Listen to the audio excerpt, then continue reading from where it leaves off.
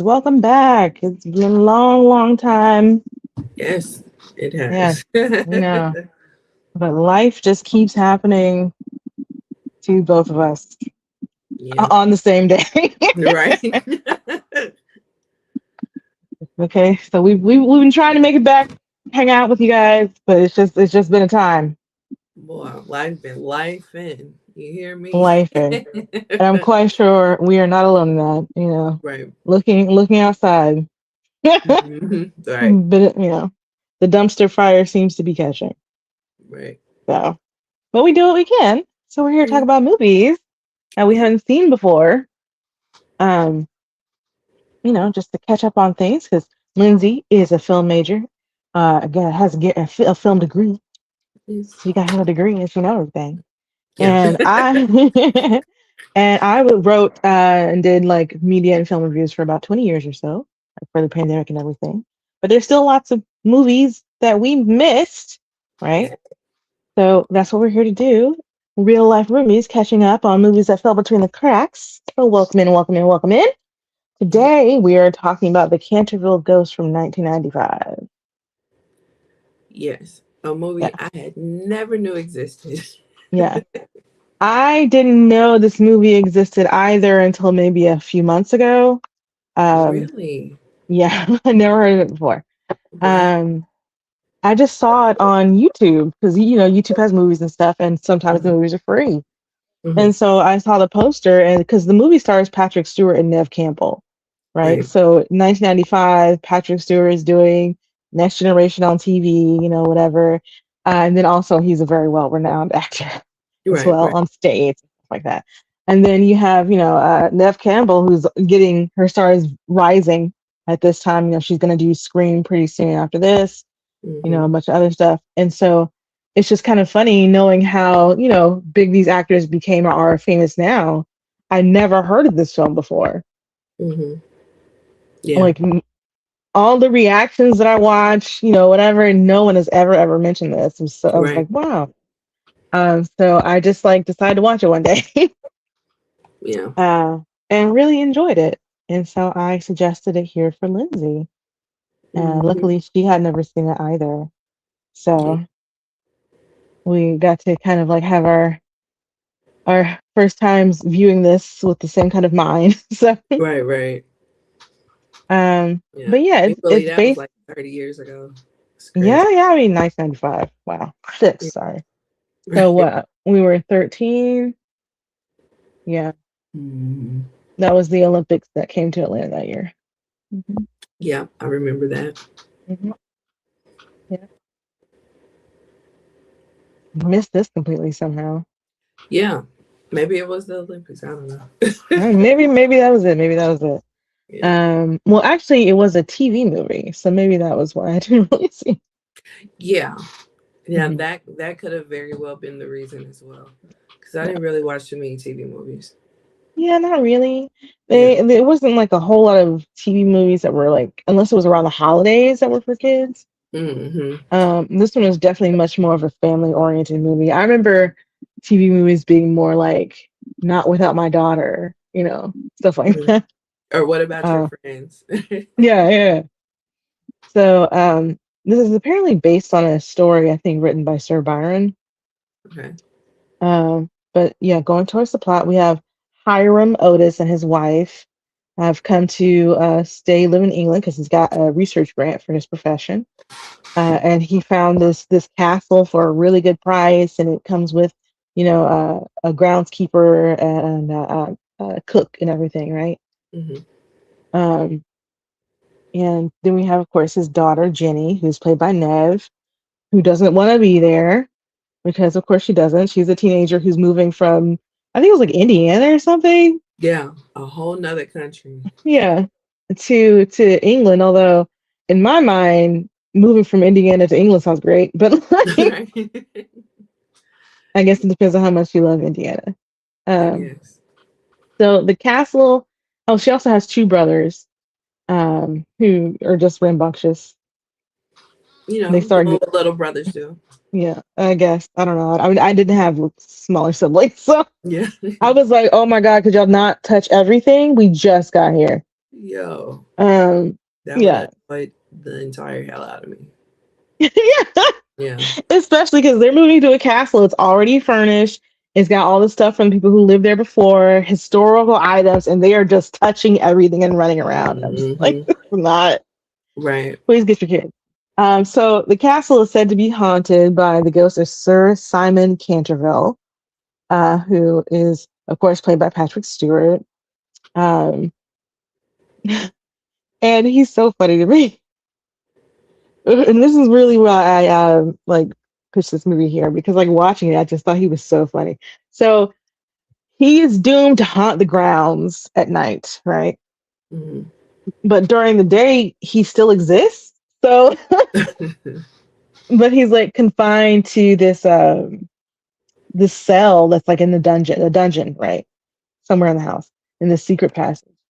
And he has to stay there during the day. He has a friend, familiar crow that he talks to, and I guess has some kind of supernatural powers as well. We don't Hmm. really get too far into that. And then while he's waiting, I guess, for his haunting to begin, he practices Shakespeare. Just like, okay. Yeah.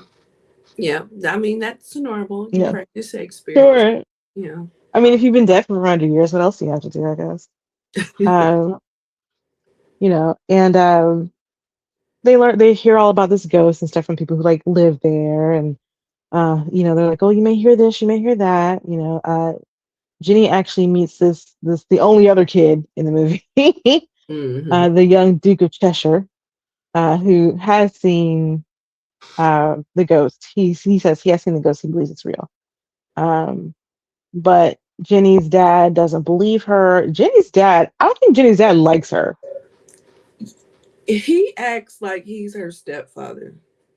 I don't know exactly what Like, that means. but you know how like some you know how some step parents when they marry a person with a child and then they have extra kids, they have this mentality that like my family would be perfect if it wasn't for this outside kid, Mm, you know. yeah, And that's how he kind of treats her. yeah. He like always he's always calling he's always just calling her saying she's lying about this ghost Hmm. thing, Yeah. gaslighting her about it as well. And then Hmm. when things go wrong, he blames He'll her, blame her. Yep. doesn't ask any questions, doesn't Mm-mm. seem to be worried about the idea that his child may be having delusions. Yeah, nothing of the sort. He's just blowing it off. Yeah, he's just Even when basically the telling her to be quiet. right, even when the mom tries to kind of talk to him, he blows her off about talking about it. That's why I'm like, he treats her like a step parent. Mm. So yeah. So, again, Sir Simon likes to talk to his Raven Gabriel, right? And so he's getting ready for his haunting that night. And he has Gabriel make the thunderclap, whatever, because it's got to be dark and stormy when you have a ghost haunting. Hmm. Uh, and he he's very unhappy to see that his home has been invaded by Americans, right? And they're not so easily scared as everybody else, right? Hmm. Um, like the boys and Ginny see him first, of course, right? Yeah. Uh, and so one night the boys decide to play a trick on him. So they get one of the armor knights, that's standing around, whatever, dress it up a little bit, uh, add some string to like one of its arms so it looks like it's waving or something. Like they have smoke going on and like they have candle or flashlights in the eye socket so it looks like they're glowing, right? So he looks like a ghostly figure. Yeah. And so and then and then Sir Simon is like practicing for his haunting that night because he like wants to give a good performance. Right. His real passion is acting. Yeah. So he's like, all right, Gabriel, clap the thunder, we're ready to go. I gotta put on a good show. And he like picks up some chains and walks to the wall and starts doing woo, and I'm just like, oh my god, he's just a theater kid. Yeah. That's how you imagine Patrick Stewart in real life. Yeah. Like he's such a thespian. Like, yes, this is what Patrick Stewart would be doing after he died. Yeah. Like, practicing Shakespeare and putting on plays, like You putting on know, shows. right, right. That's what he does. Uh, Getting that's what ready, he does. getting ready for his day. You know. Yeah. But he goes out there and he sees this, this other ghost, and he basically talks to him, and he's like on some like solidarity, like a ghostly solidarity. I didn't know you were out here haunting too, my brother. I'm sorry. I didn't Right, mean to take over your haunting space. Whatever. There's enough room for all of us. We can right, haunt these Americans together. And then he realizes it's not real, and he's very upset about it. He's been fooled. right, right. Um, he even talks to like the kids and Jenny as well. They have full discussions, and the kids can see him and talk to him, and the parents, for whatever reason, can't. And they determine that the reason is because they don't believe. Hmm. Sure, okay. Yeah, Yeah, gotta believe to see. right. So, they find Jenny finds this secret passage that like actually leads to the cell where Sir Simon was being held, and she finds him there basically. And they kind of like they become friendly, you know, Mhm. and she eventually ends up asking him like later on, like what happened, like why is he in this cell, why is he doomed to haunt the grounds, stuff like that. And he does explain to her that he was suspected. Well, he wasn't suspected. He did. His friend told him, spread a rumor, said that his wife was cheating on him, and he, for whatever reason, believed it, and basically emotionally tortured her so much that she took her own life. That story was whoa. Yeah, I was like, ooh, Yeah, that was a and lot. yeah, and so he felt so badly about it that he invited her family to come down and had them decide what his punishment would be. And so they're like, we're gonna hire a witch, and we're gonna lock you in a cell, and you're gonna just be here haunting forever, Yeah, basically, or until she forgives you. I think that's what it was, something like that. yeah, So, strange things are still happening at the house. Hiram refuses to listen to or believe Jenny, and like is gonna send her back to Indiana. And now, of course, she doesn't want to go because she's met this cute guy, right? hmm Um, and this ghost, frustrating, but it's not unfun, I guess. Uh, so she actually reaches out to Simon for help because she's like, "You're ruining my life. hmm They can't see you. You're out here scaring my brothers and me. They're blaming it all on me, and now I'm gonna have to leave." You know. And she mentions like meeting this guy and everything, and he's like, "Oh, what?" So he's a big romantic, apparently. Yeah, right, right, right. So they put together an idea to like have her father see Simon to put on the play of Hamlet and have Simon cast as the ghost of Hamlet's father. Hmm Because her father would believe in the ghost of Hamlet's father on hmm a play, so he'd be able to Right. see him then. Right. So they do this whole thing. They have it all set up. They have like a performance on like some kind of walkway in the library that they have because they live in a freaking castle. hmm Um, and they've got like smoke machine going and everything. I hmm was like, oh, this is way more elaborate than I thought. So they're doing the performance, but Sir Simon gets a little distraught, Yeah. halfway through, and he just kind of disappears before their very eyes.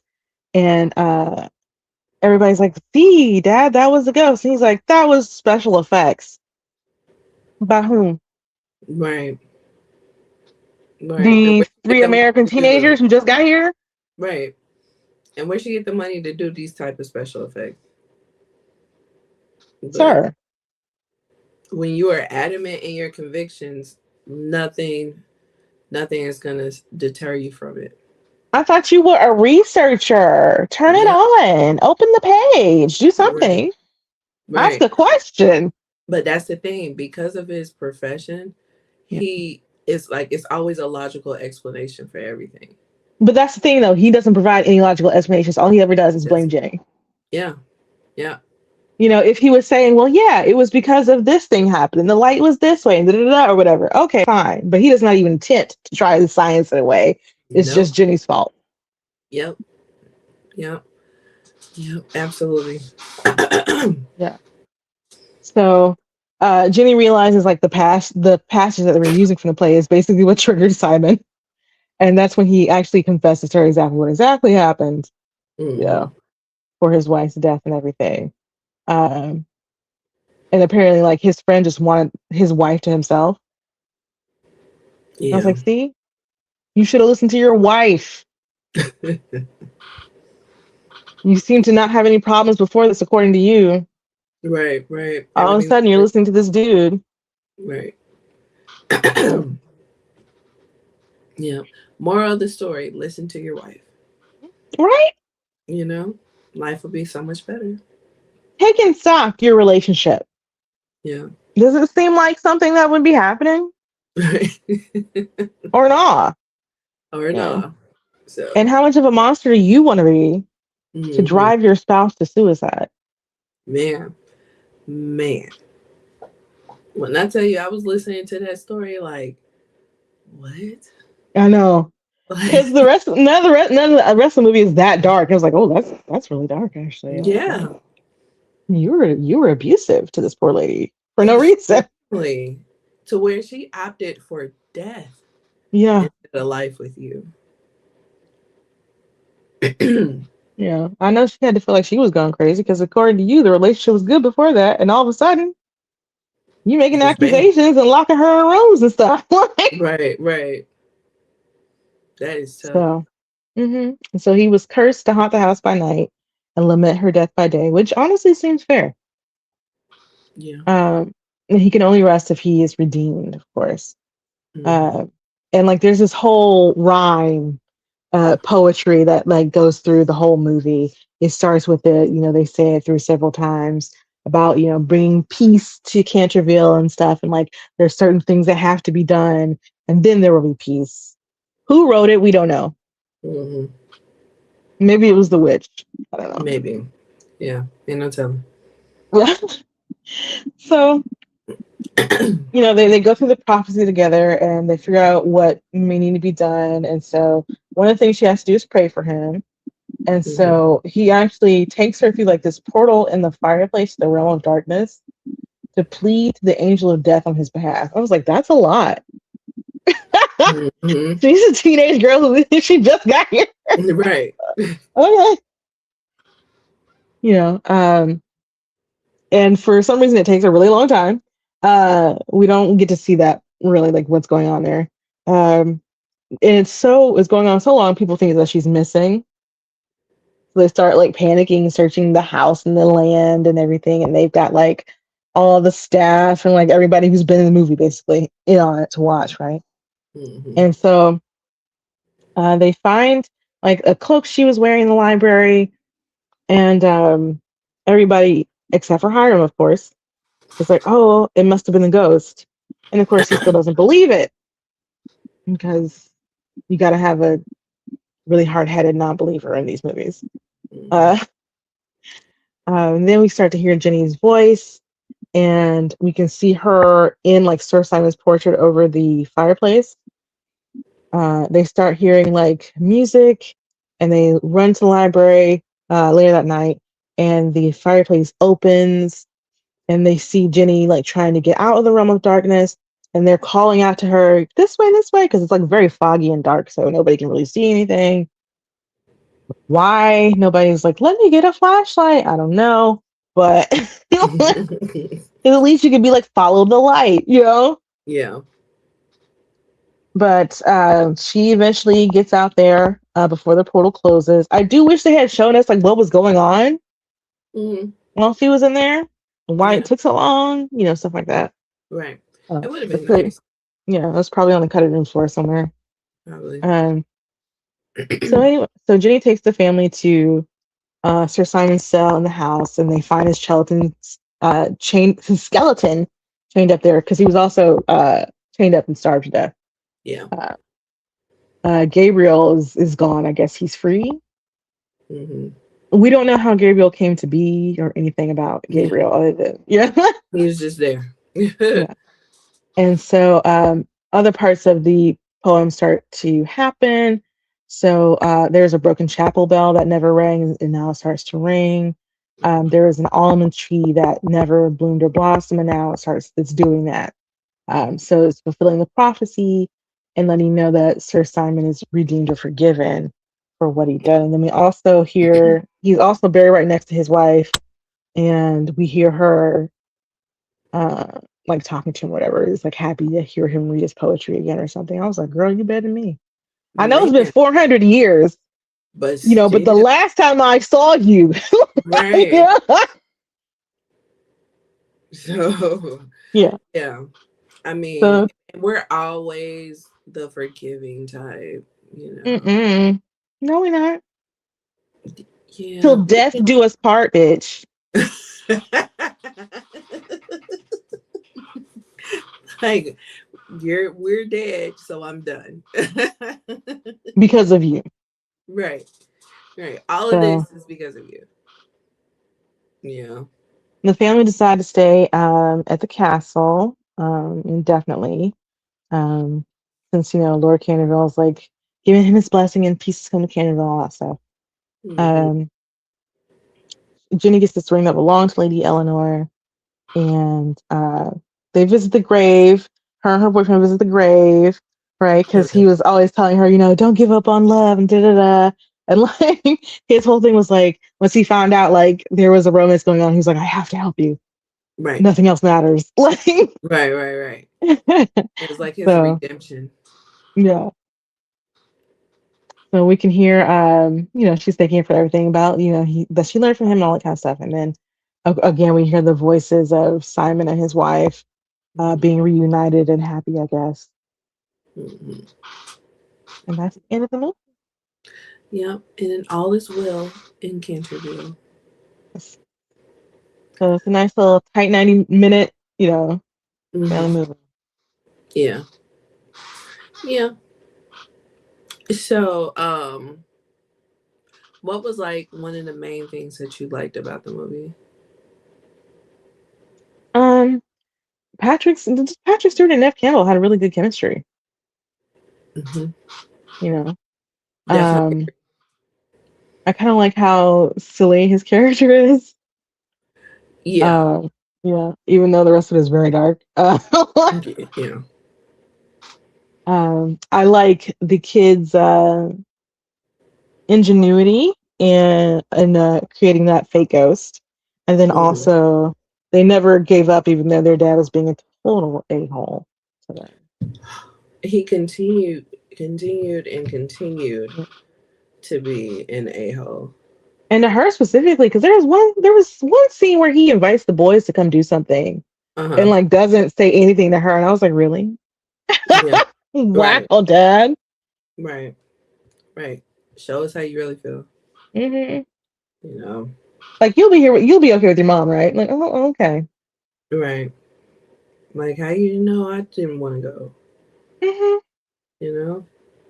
But Yeah, but apparently it won an Emmy for outstanding music composition. okay. It did win some family award films for best actor, best actress, and also best television film and outstanding television film. And then it also won a Saturn Award for best single genre, which I'm not quite sure what that is. But Yeah. Side note. Um, the Saturn Awards was that by the car company? Or is I that don't think something? so. No. Okay. I always Yeah, it's wondered. it's it's presented by the Academy of Science Fiction, Fantasy, and Horror Films. Oh, okay, okay, okay. Yeah.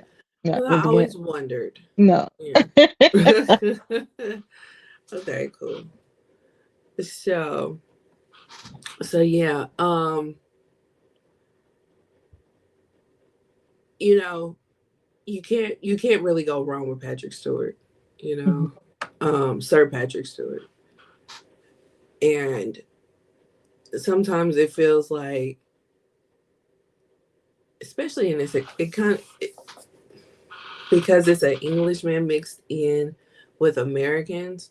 Mhm. Sometimes that can come off as overacting, Mm. but in the same breath, it's Patrick Stewart, and And it his makes and his sense. yeah, his character is supposed to be dramatic. Right, right. That's what I'm saying. Like it makes Yeah. sense with the story, you know. And because he's extremely dramatic, but it definitely makes sense for the stories. And they like I agree with you. Him and Nev Campbell is the pair that we never thought would be, but works extremely well together. Hmm. I'm surprised they hadn't done anything after this. Yeah, yeah. But I'm sure it's probably not too many scripts that would require both of them. Oh yeah, that's probably true. Yeah. Yeah. So, Um, I do enjoy like getting to see him be silly hmm, because you don't see like a whole lot of that in his career. There'll be no, times like a special right, episode on Star Trek or something, but like right, you don't right, really right. see him in a bunch of comedies. So Yeah, yeah, yeah. It is so funny because, like, especially being a little kid, when you saw Patrick Stewart at night, that was when you knew it was bedtime. So, in the height of the next generation, I don't think we um like appreciated him. Um, People our age. oh Um, no, well yeah, in our house, but we were always watching Star Trek yeah. from when I was like a little girl. So when Star Trek Next Generation came out, we watched that every Sunday because it came on like Sunday at 7. Mm. So we would See, sit down and have dinner and watch Star Trek. no.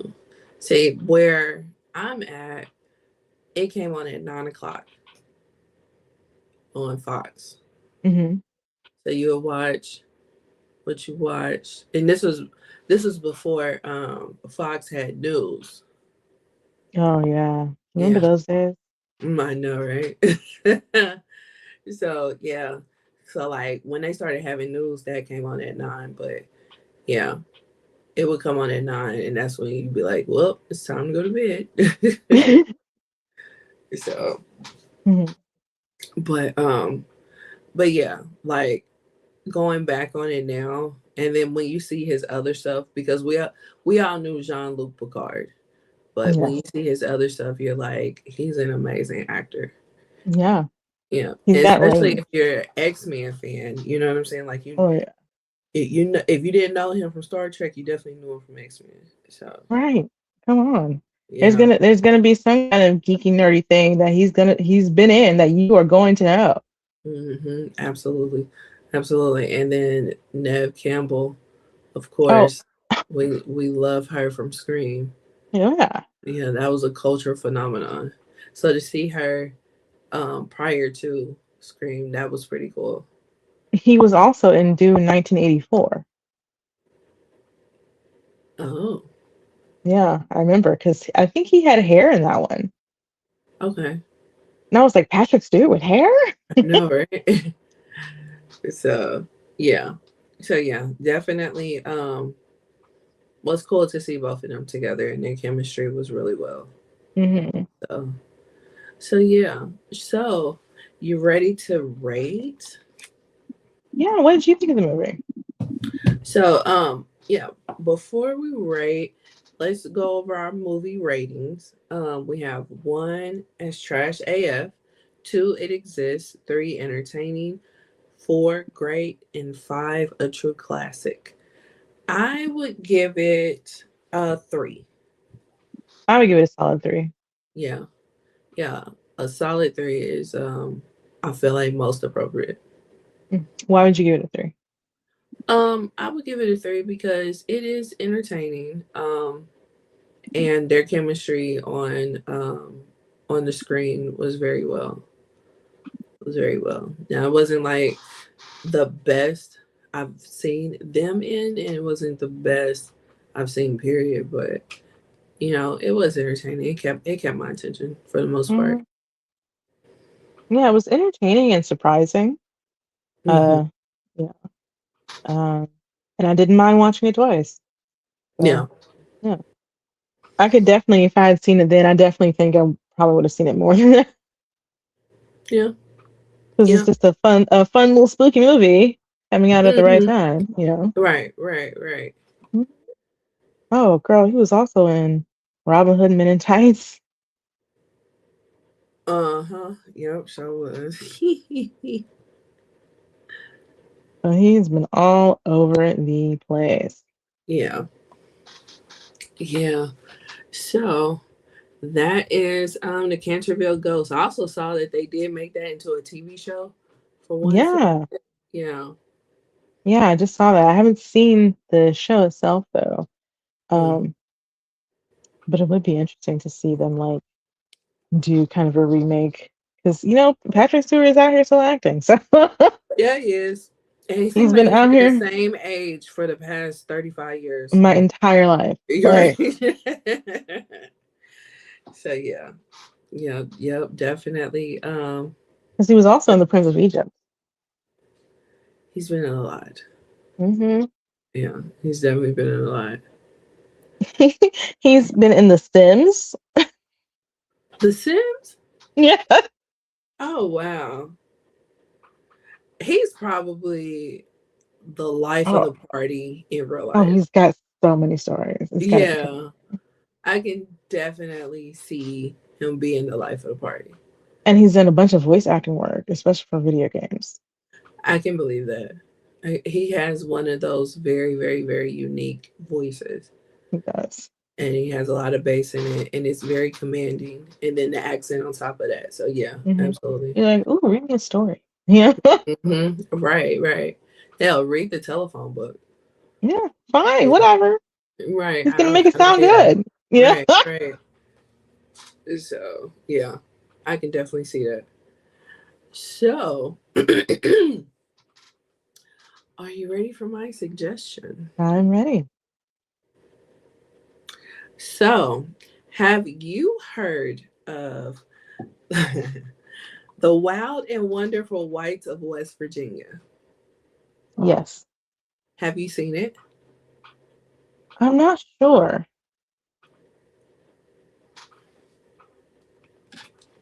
Well, Let's see.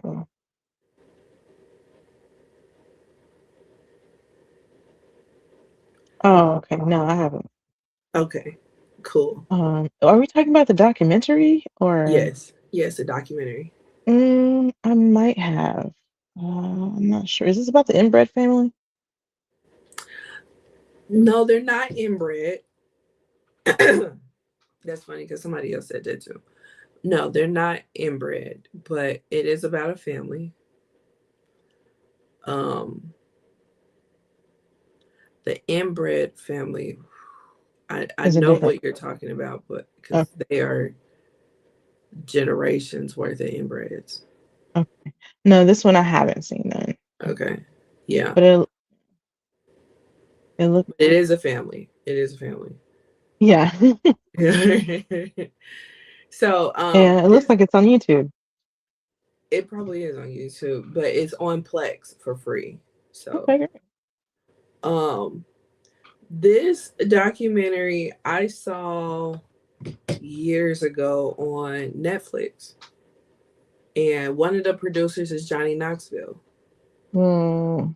So when I tell you this documentary is documentary, so I'm not gonna ruin it for you, but yeah, Okay. it's a documentary.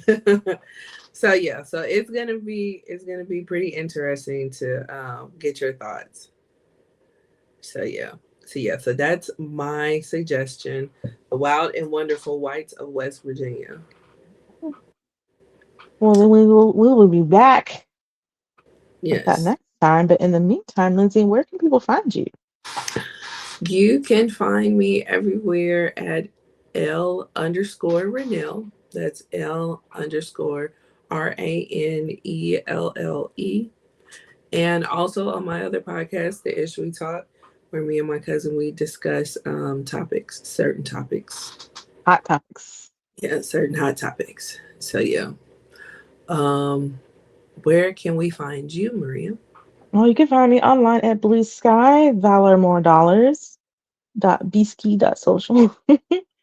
I'm also on another podcast called Nerdgasm Noir Network, where it's five Black women talking nerdy, geeky stuff. So you can come find us over there, and we'll be happy to chat. But until then, oh man, the whites of West Virginia. Yes. And they're it's not just because they're white, but their Well, last name no, I'm is sure that's their white. Yeah. name. Right, Yeah. right. Yeah, because when I first saw the name, I was like, white. But no, they're white. I mean, they are white, They but are white, and their name is also. their name is white. Yeah. So yeah.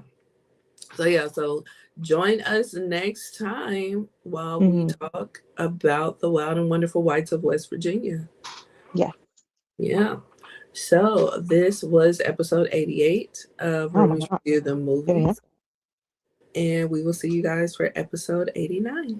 Yes, well. Bye. Bye.